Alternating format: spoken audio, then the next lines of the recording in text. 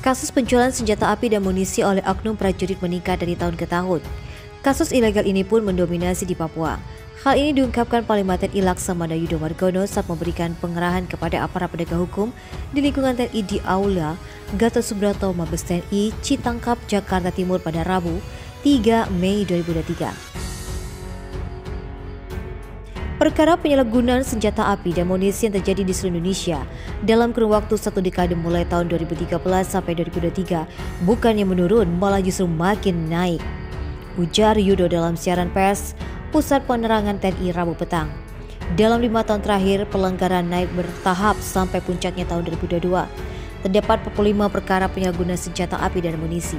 Berdasarkan data TNI wilayah Kodam 17 Cendrawasih mendominasi dalam penjualan senpi dan amunisi.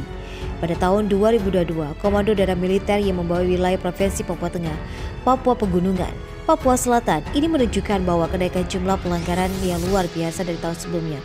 Dari 1 perkara menjadi 27 perkara atau naik 270%. Hal-hal yang seharusnya tidak boleh terjadi apalagi di daerah rawan karena secara tidak langsung telah membunuh kawannya sendiri dan rakyat, kata Yudo. Harus diberikan hukuman yang setimpal bagi anggota TNI karena telah menjadi seorang pengkhianat bangsa. Oleh karena itu, Yudo perlu adanya pemahaman terhadap surat edaran Mahkamah Agung nomor 5 tahun 2021 tentang penjualan senjata atau amunisi kepada musuh.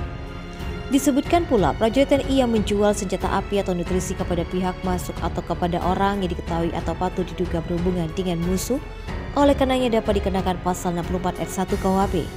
PM sebagai pengkhianat militer dan ancaman hukuman mati, pidana penjara seumur hidup atau pidana penjara maksimal 20 tahun. Panglima Yudo juga memberikan penekanan untuk deteksi dan cegah dini, terlebih yang lagi terkait penyalahgunaan senpi dan munisi. Jangan menunggu viral baru diproses. Aparat oknum, jika melanggar harus mendapat sanksi yang lebih berat. Tingkatkan komunikasi dan koordinasi antara aparat Ganum dengan oknum Pepera, kata Yudo.